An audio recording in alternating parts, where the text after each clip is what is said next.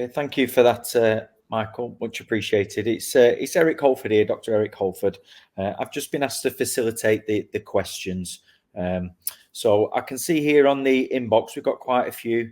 The first one here is from Samantha Slade, who I believe is from Avon and Somerset. So I'll jump straight into answering that. Okay, so Samantha, your question is, has the transformer-led policing model been agreed nationally as the way forces should consider and implement AI tools? So the quick answer to that is no. The best person who could have answered that, but unfortunately is not with us this afternoon, would have been Paul Taylor, who's the Chief Scientific Officer, but he can't unfortunately be with us this afternoon on the webinar. What I can say is it is our attempt. And Michael offered some really good insights in his presentation as well there. And I think what we're both trying to do is ensure that law enforcement and police in particular has consistency in how they start applying AI. Because Michael's presentation rightly pointed out then, technology comes first, policies and processes tend to come after. So these are kind of our offerings to ensure that policies and processes are thought of at the outset as opposed to an afterthought. So the short answer is it is not. However, if you was to follow it, you would almost certainly adhere to any regulatory or legal guidelines that are going to come in place down the line, because the MPCC covenant at the moment doesn't provide those in a huge amount of detail because of the nascent stages of it, I would suggest. So hopefully that answered your question, Samantha. Now, the second question is from Jamie Fleming, Forensic Analytics R&D researcher from Forensic Analytics. Do you see any issue with people talking about AI as a general term rather than speaking in an informed way about machine learning? Now, unashamedly here, Michael, you sound like a really knowledgeable gentleman who might be able to offer an insight on this. I have my own thoughts, but at the risk of everyone getting bored of my voice, would you be able to offer an answer to that possibly? Yeah, thank you, Eric, and thanks for the question, Jamie, and also for all the delegates that have posed questions in the group as well. It's interesting actually, and it's an area that we're looking at in another setting that has an impact on law enforcement as well, with regard to use of biometrics by law enforcement. And because of I think the contemporary interest around the labeling of AI, we're seeing more and more a confusion with regard to use of technology and its adoption by law enforcement. And now lots of systems and processes are being labeled as AI and using AI core capabilities and technologies when in fact they're not. And this was highlighted, I think, quite clearly today by the presentation that we had at the beginning from Paul Taylor, the Chief Scientific Advisor, where he was trying to debunk some of the myths there with regards, well, is it just general software that's being used in what may be described as digital policing tools more than AI? So there is some confusion there. And there's another body of work that I'm doing, research work that I'm doing on behalf of Uniquely as well, which is looking at transparency and use of particularly AI tools in policing.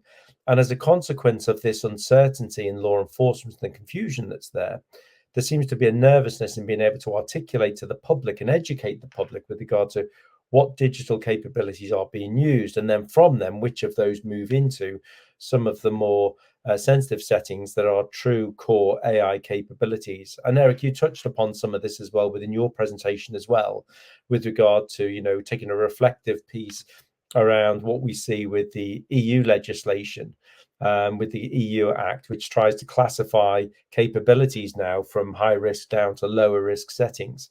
In the UK, we're not moving towards a regulatory framework in the same manner that we're seeing in Europe. It's very much with regard to guidance, and as our colleagues from the law enforcement will see, in this setting, lots of APP instructions coming out from College of Policings and stuff. So it's being left a bit more to self-interpretation. But that's important, Jamie, to your question, to saying that there is a necessity for us to understand the basics of what the technology is, what is and isn't AI, and more importantly, as we get into those deeper settings of types of technology and how we understand how they work and explain them to the public, and then into Dory's setting, the justice and legislative settings as well, to seek justice through the courts. Thank you, Michael. Dory, would you like to add anything to that? Yes, thank you, Eric. Well, I think in my presentation, I tried to make clear the importance of users of AI being informed about what they do and about what the AI does. And I cannot stress enough how important it is that we understand all those tools that are that have become our entire environment. So I can only agree with the other speakers who have explained in more detail why and how we need to address the AI issues. So I fully agree. Okay, thank you, Dory. We'll move on to the next question. Another one from Samantha at Avon and Somerset. In the world of CSE and indecent images of children, is there any AI tool already available to review chat logs? And one of my roles before I came over here into the Middle East was working in cyber and digital forensics, and that included the digital investigation team. And I can remember we had specific AI to help us with categorizing of images, and that's probably moved along a little bit now, but you might be more cited on that. I wasn't aware of anything at the time that would look at chat logs. What I can say specifically, but this then highlights another issue, is that some of the technology that is becoming open source available would be very competent for fulfilling this task. You wouldn't trust it to do it alone at this stage, but in the next few years, I can certainly see a stage where some of this stuff, particularly when analysing large data sets, can overtake our capabilities as human beings. And it certainly would understand chat log language better than some of us, I would suggest, especially laymen who aren't involved in that sort of terminology on a day-to-day basis. But I'm not aware of anything specific. Maybe Michael or Dory is. No, not that I'm aware of with regard to systems that you can have reliance on, particularly in a law enforcement setting. There are some capabilities out there of questionable merit that are being used. Some of this is being explored with regard to some of the systems that are being used out in Ukraine and some of the other areas of conflict to try and identify and manage systems, but they're not necessarily easily transportable into some of our democratic and measured law enforcement settings. So I wouldn't be looking to cite any of those during this session today. Well, I'd like to draw some attention to a different aspect to the use of chat logs and automatic detection, for instance, of unwanted content.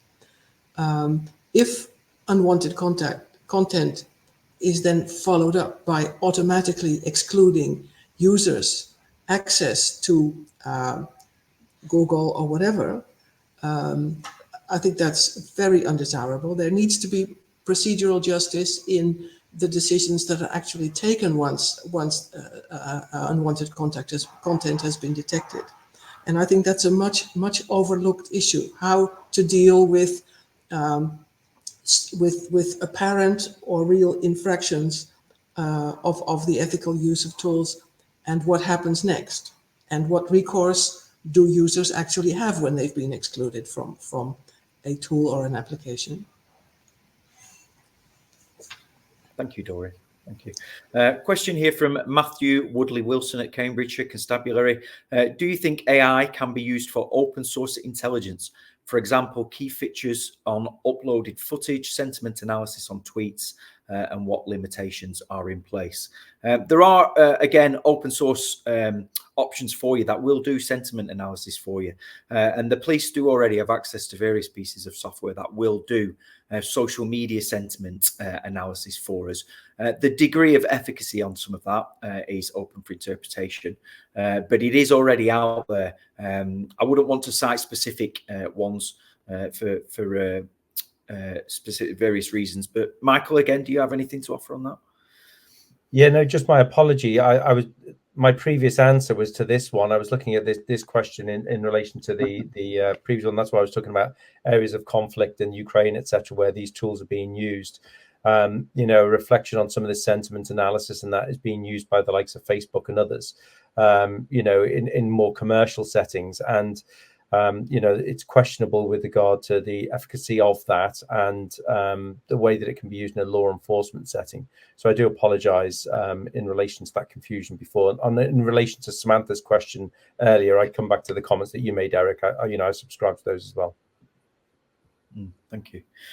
Dory, could I ask you to take this question, please, from Hojinder Singh, West Yorkshire, please?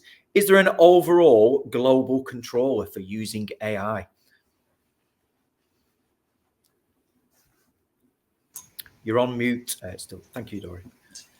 An overall global control over what? Yeah, I presume they mean a regulatory controller for using AI. I'm not aware. No, I don't. As far as I know, there isn't.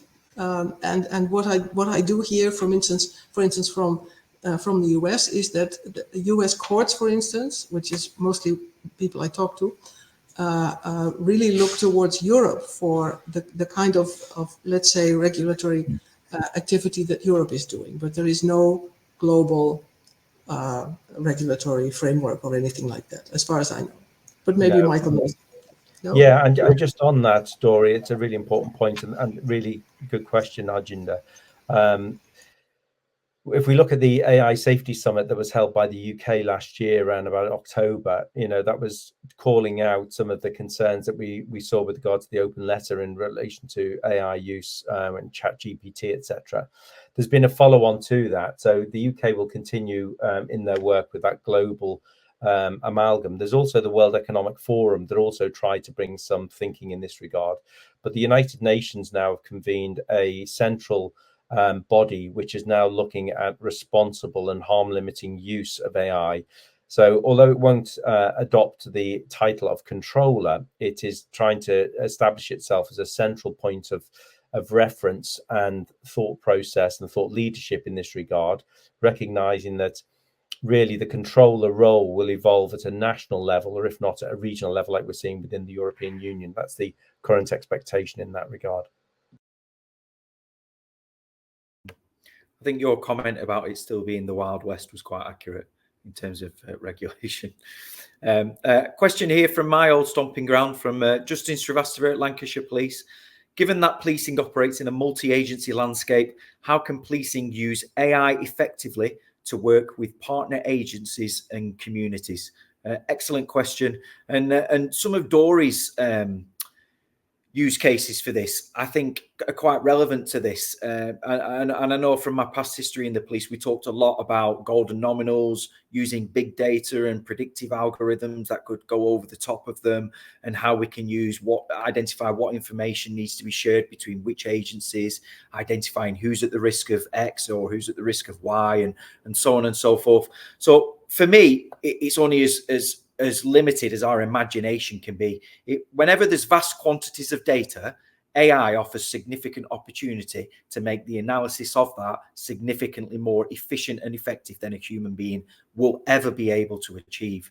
And we all know now how much data controls what we do. So if we can use it to do any of that analysis in a way that will outperform humans, it offers significant advantages.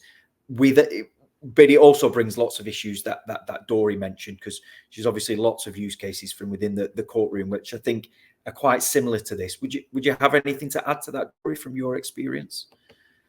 Well, one thing that I see emerging in the discourse is the idea that AI could actually replace judges for simple cases, or maybe for less simple cases, and it's very seductive for ministries of justice who are funding judiciaries to actually think that they can economize by replacing judges with AI. We know quite well that would create all sorts of problems of legitimacy and trust in the justice system, and maybe even really serious mistakes will be made. I mean, there are plenty of examples where things have gone seriously wrong and they were very difficult to redress. But it's very seductive to think that AI could actually replace human activity in that sense. I'm working with someone who studies the use of AI in courts in China, and all the issues that I think are only emerging, let's say in our consciousness, have already emerged in China. So it's very interesting to look at what's actually going on in China to find out what we may be up against in the near future. And Eric, if I may just come in as well, just as a quick addition there to assist Justin if it's of benefit to them. 3 points of reference, if I may, that you might want to go and look into to look at that multi-agency interplay is one, to go to one of my old agencies, the National Crime Agency, and go and speak to their team that's at the NDEC, which is the National Data Exploitation Centre. They've been doing some really creative and developmental work there over the last 5-6 years, which really plays into that dynamic of working with partner agencies, communities, and particularly recognising it's a multi-agency landscape, not just within the UK, but also internationally. 2 other points of reference as well is over at Europol is the AI lab that's working over there, which I work very closely with, and also a secondary lab, the AI Innovation Centre, which is based out at Interpol, and you can get direct access to them through police channels, which will be great learning locations for you to look at some of those developing capabilities, protocols, how the technology is working, and more importantly, positive outcomes that are coming, that leading to tangible policing benefits. Thanks, Michael. I'd really appreciate it as well, Michael, if you could just take the lead on this question here from Mark Nagel at Devon and Cornwall Crime Training, who's asking, do you think we can estimate when AI will be able to assist us with building case files, taking statements, etc.? How long will we have to wait? I don't think we have to wait. I mean, I know systems, I'm not going to name the brands within here, but there's existing case management systems that are being used by some forces within the UK that are already doing this to different levels of performance, but they are being used for that. And with that, with the PDAs that officers using in the field automatically for taking transcription of statements and that, which are being automatically imported into case file systems and that.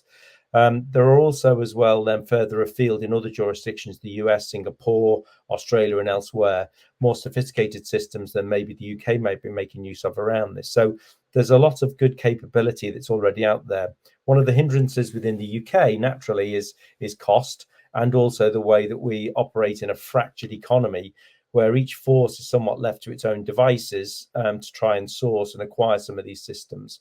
So there's no economy of scale across the UK, particularly across England and Wales forces with this. But there are some points of reference. So the Met Police is one that they could go and have a look at.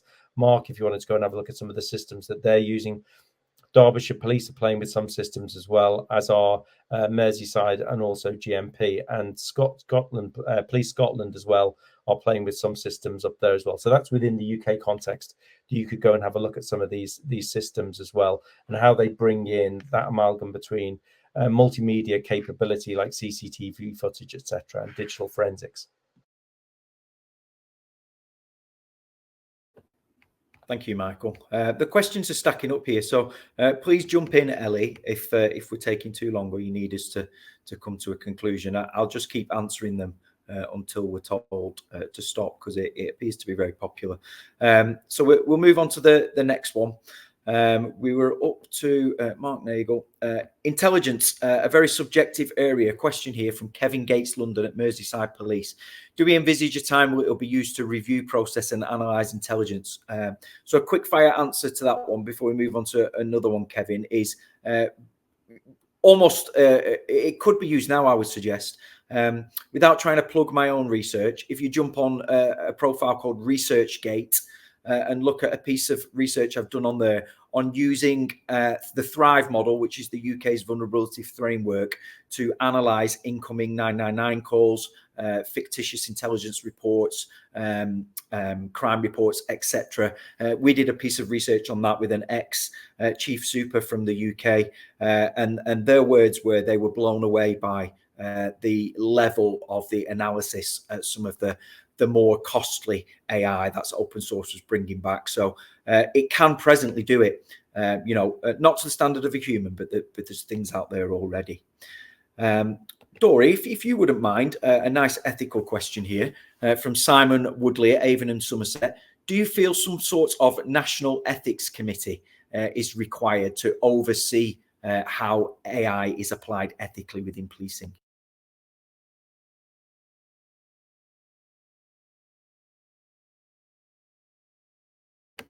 Dory, you're on mute, sorry. Well, I think what we've been considering here in the EU is that there need to be a national agency for let's say patrolling the use of AI. So that is one thing that within EU member states is on the table. But for the rest, I always advocate to place capabilities and competences at the lowest possible level. So if I talk about my own branch of government, that is the judiciary, judiciaries themselves need to start thinking about how they will frame their own use of AI. And I've heard some excellent examples of what UK police is doing in the UK. Interesting stuff. So, but well, judiciaries tend to be not to be slow in the uptake of new things. Maybe not so much the technology, but let's say the framework surrounding it. And I think that there's a lot of work that could be done there. Thank you, Dory. Whilst you've got the airspace, you might be able to offer an insight on this question here from Christiana at Nottinghamshire, please, who's asking, when will the time come when we're going to need to explain how AI operates and how we're using it to members of the jury? Similar to how, subject matter experts presently come in. When will we reach that stage, do you think? Well, I think that stage is already there, because I'm in a country where we do not have juries, but I know enough about how juries work to know that if they have to be able to actually judge the value of evidence, and AI evidence is bound to be already there, if not just around the corner. Then they need to be, like any other user of AI results, they need to be able to understand how it came about and what they can do with it. Thank you, Dory. There's an excellent link here from Hannah Dix from the NCA, who's put a link in to some grooming chat detection research being conducted by Swansea Research. It's called the Dragon Spotter, Project Dragon Spotter with Swansea University, if people want to Google that. Thank you. Okay, we'll move on to a couple more.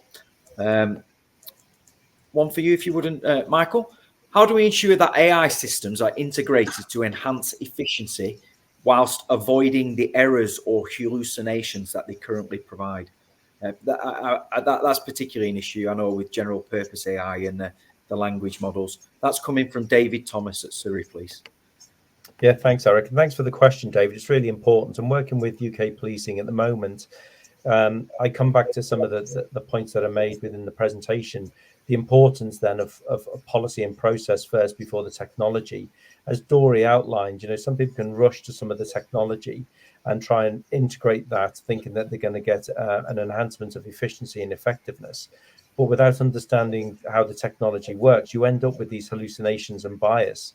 And, as we spoke about at the beginning with Paul Taylor, the data, the provenance of the data is so critically important at the beginning to make sure that all of this is working right. So with a lot of law enforcement and within the toolkit that we've built with Uniquely, it very much is looking at organizational resilience in the first instance around the law enforcement organization itself, understanding the technology, making sure the processes, and the policies are in place with the right skill set around it, so you can understand the data, then start considering to bring in the technology and making use of it. We're at a stage now where we're seeing, wider adoption of facial recognition technology as an example, where there's been not necessarily hallucinations, but bias and errors in that use. And we saw that with the South Wales police case, and also with some of the challenges around the Met Police. Now it's being rapidly rolled out for use within the commercial crime setting with regard to shoplifting. So you've gone from a high-end setting right the way down to what some would consider as a lower level type of criminality, but dealing with volume. And it's really important that the systems that are being used for that are properly interrogated and analysed. And I'm encouraged to see that within the UK, the National Physics Lab is now being used as an independent tester of some of these technologies, much like the NIST system is over in the US, to give provenance to the technology. But the law enforcement agencies need to understand how it works, the algorithms and that, so they can understand the performance and continue to monitor that to make sure that errors, hallucinations, and bias in the way you point to are minimized. You're never going to eradicate them all, but they're minimized. And to Eric's point earlier on, then when you're coming to the performance factor, you want to get that rating as high as you possibly can, up to the 80 to 90 or plus percentiles to support you in the work you do. And otherwise, you need to be balancing the risk with regard to using those systems against human systems. I hope that helps a little. It does. Thank you. Thanks, Michael. Great answer. A really good question here from Stephen Patrick. Do we think the use of AI in law enforcement will ever be compromised by criminal actors who already have access to this? Europol just did a paper on something very similar to this, which kind of was a use case, but from a criminal perspective, which outlined all the different ways they can use it. That's more in relation to general purpose AI. Most police services now have really good cybersecurity that protects them from being infiltrated from that perspective, and as do a lot of the open source companies that provide this software. So I wouldn't be concerned about direct access and compromisation from a cyber perspective. What I would be more concerned about is what links into Hajinder's question as well, which is good data in, good data out. Because I think there's a potential here whereby, particularly with general purpose AI, if large organizations start to use this frequently, as in the police, and if it's used informally or in ways that aren't authorized with the correct security around it, there's significant risk of data protection breaches and us releasing victims' details, etc. Because what it does tend to do is, for instance, if I write a summary of this presentation today and upload it into ChatGPT and then ask about it, it'll spit it back out at me 2 days later. So if you do that with a witness statement or some other information, there's real significant breaches there. Now, if law enforcement criminals start manipulating it to their advantage in a similar way by putting false material in, misinformation, etc., etc., and I'm sure state actors might try doing this to manipulate outputs to dumb down society, which they've successfully done via social media. It's potentially open to all of those sorts of risks. But this is the issue with it. It presents challenges, but it also presents opportunities. And the trick for law enforcement and policing is how we navigate and balance both of those two things simultaneously, which nobody says using this stuff is going to be easy. But one thing I would suggest we can't do is not embrace it, or we risk being left behind completely, as we have done with other technology in the past. And this is so revolutionary that if we don't embrace it and embrace it quickly, which is why I was pleased to hear Paul Taylor early saying he's supporting some, try it fast, learn hard type research, is if we don't, we will be left behind from this perspective. Michael, would you have any comments to add on that regard? No, not really. As I say, the pace of change is fast, and we're always going to struggle to keep up with the advancements of AI, but particularly with regard to the data. And also that at the heart of some of this is cultural change that's required for law enforcement. We talked about intelligence in the past and collecting information for intelligence purposes. Now we have to think about the data and the information itself. Take away the labeling of intelligence in the first instance. That's where data scientists and others need to come in. So when we're developing, our intelligence collection plans, as they were labeled in the past, it's very much now about data collection plans when you're using machines to support you. It's a different conundrum, and so we need to change our psyche and our culture with the way that we talk about, digital policing in its truest sense. It's different from the way we did it in the past. The outcome is the same. We want to, secure justice, reduce harms in the community. But the way we go about it, the way we manage data, the way we understand and interpret that, and the tools that we use are different. And we've got to transform our culture in that regard. Thank you, Michael. Dory, would you have anything to add to that?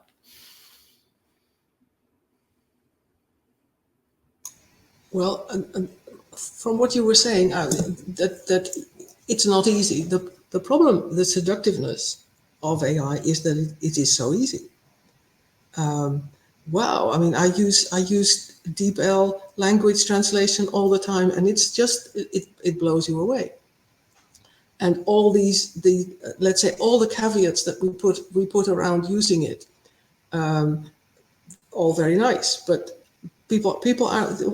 we are going to use AI also in ways that ultimately we will consider unacceptable once we found out what the output is.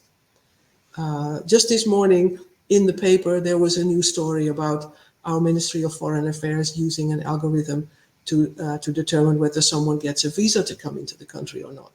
And that is that the algorithm is discriminatory. But we only found that out because we've started using it. So actually, it's a seductive tool. And it would be easy to forget about all the caveats and say, "Oh, well, nice," and use it. So, and that's a really last words. Yeah, and that's a really important point, Dory.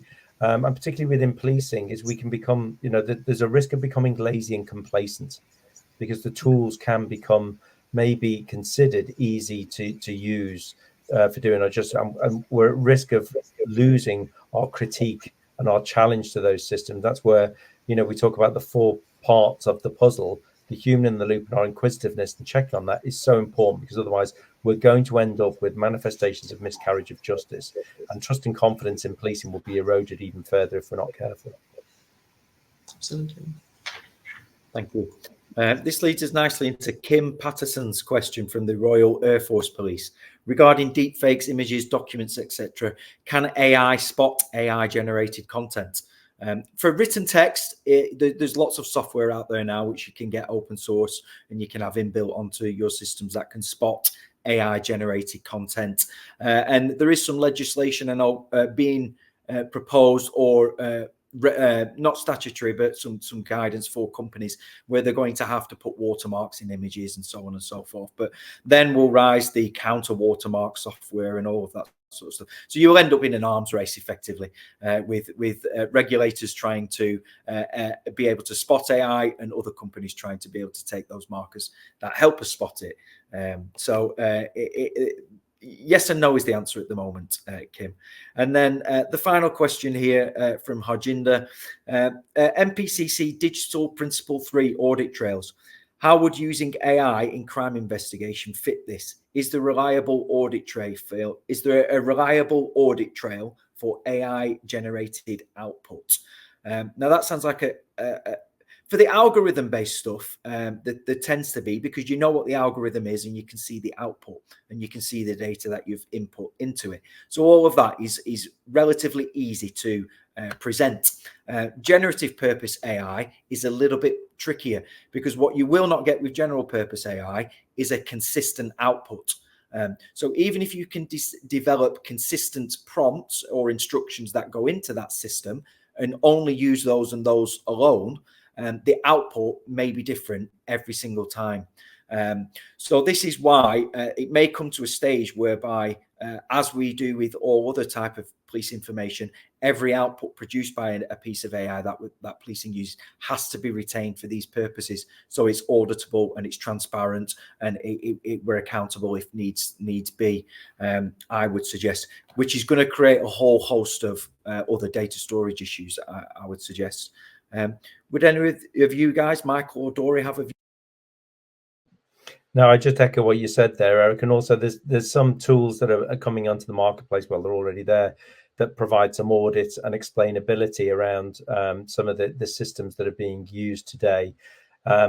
They need to evolve as the systems will evolve, that's for clear. But also, as you highlight there clearly, Eric, it's about auditability within law enforcement. We need records management needs to improve around this, particularly with regard to metadata and the rest of it. So a new mechanism needs to be brought in, and new computers bought to to store all of those audit logs and all the rest of it. So disclosure might become even more complicated, as we expect for the courts later on. If I may, in closing, share just a concern that also comes from what my experience with ChatGPT. General AI, if your results are different each time, who ultimately determines what the results are? And if for instance we look at X, the owner of X can change X's workings, and you will get different results. And in the long run, politically speaking, we have a dictator who decides what happens in X. And so our dependence on forces that are not under our political control and that are not under our control at all, I find that really worrying. But we all use the tools because they are so convenient. But politically speaking, they are a real danger. Agreed. Thank you. And I think we'll just close. Again, it was said by Harjinder, but it's a good point to just close. He asked, how many people do we think will really be given access to this technology within policing? And it's a good question to close on and for just go around each of the speakers. My view on this would be AI is being used by lots of different policing departments for lots of different functions already that Dory and Michael and I have presented. General purpose AI, we may be some time off, I suspect, before policing allows us to even probably access that software on desktop computers in our police services without actively endorsing it. And we'll have to go through a whole host of use cases and testing and peer review and evaluations before I think we can see general purpose AI being used for statement taking or any other use case.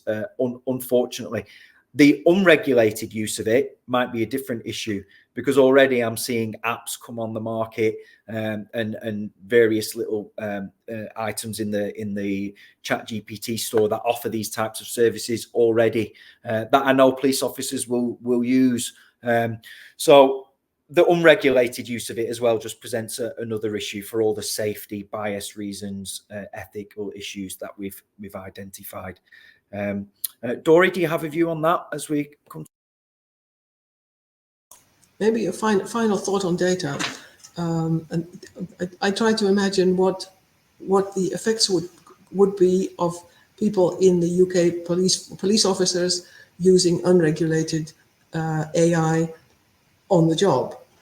How will that affect, for instance, the databases, data protection? Just a question.